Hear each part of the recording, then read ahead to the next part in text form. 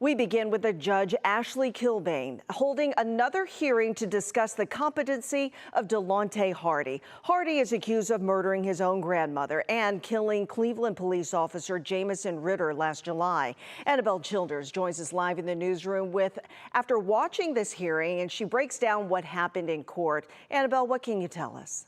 Well, Lena, the point of today's hearing was to discuss how long Delonte Hardy can be held for treatment. Under Ohio law, a defendant facing a serious offense like aggravated murder cannot be held for more than a year in treatment to restore competency. Following that timeline, Hardy would have to be restored to competency by October 22nd of this year. But the prosecution filed a motion asking the judge to extend that clock because of issues that took place during Hardy's treatment. Now, here's a look at the timeline of that treatment. July 4th, 2024, Delonte Hardy allegedly shot and killed his grandmother and Officer Jamieson Ritter. September 17th, 2024, a judge declared Hardy incompetent to stand trial, but prescribed a plan to restore him to competency. The goal and the deadline was for Hardy to be restored to competency by October 22nd of 2025. But things have not gone according to that plan.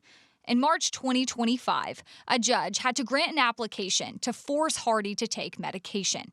April 2025, Hardy went to the emergency room, and doctors suspected he'd been chewing papers laced with substances to get high given to him by another patient. Then in August, doctors with Central Ohio Behavioral Health Care, COBH, told Judge Ashley Kilbane that Hardy would not be competent by the deadline.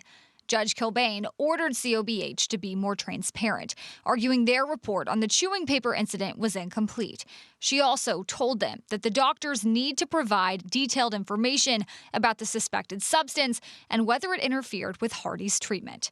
Then, in a Friday hearing, a COBH attorney fought to keep the doctors from testifying, but they did ultimately appear in court virtually in a hearing that lasted more than 5 hours, all discussing whether Hardy is competent to stand trial. And in today's hearing, both the prosecution and the defense were given the chance to make arguments based on the testimony they heard from those doctors on Friday. In the end, Judge Kilbane sided with the prosecution. She ruled no time between December 1st and March 31st could be counted as part of that 1-year limit for treatment because Hardy was not taking medication for those 4 months.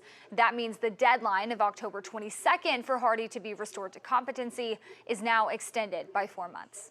Okay, interesting court maneuvers there. All right, we'll hear more from you coming up later this afternoon. Thank you so much. Annabelle Childers in the newsroom.